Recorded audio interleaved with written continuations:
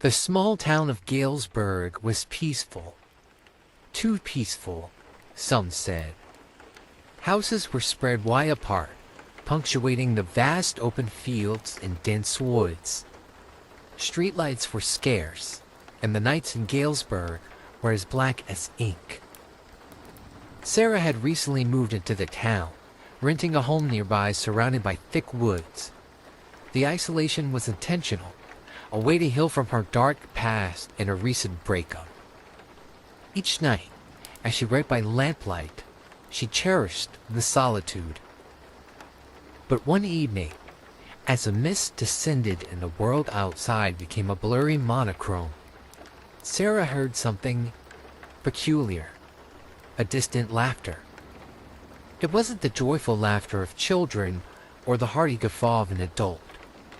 It was eerie, echoing through the trees, growing closer, louder, and then fading away.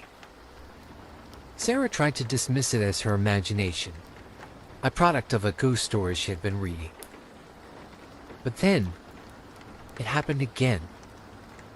And this time, the laughter was accompanied by the distant thump of large shoes on the ground.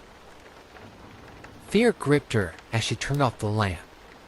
She peeked through the window blinds and saw something that made her blood run cold. A silhouette of a clown, illuminated momentarily by the dim light from her neighbor's distant porch. His face was smeared with white paint, a wild red smile stretching ear to ear and eyes that gleamed maliciously. The laughter grew louder as he began to approach her house. Panic surged through Sarah as she remembered she had left the back door unlocked. Racing to secure it, she was met with the horrific sight of the clown, now closer, juggling butcher knives, each toss mocking the distance between them.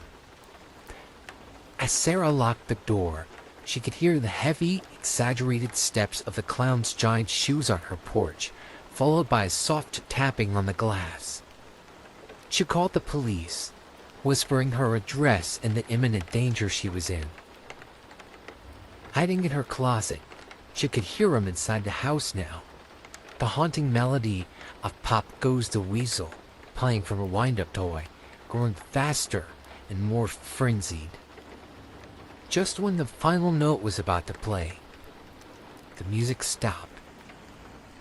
All was silent, save for the chilling laughter that echoed once more.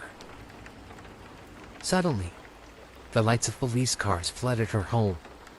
Sirens pierced the night, followed by shouts and the sounds of a struggle. Moments later, an officer found Sarah, assuring her that the clown had been apprehended.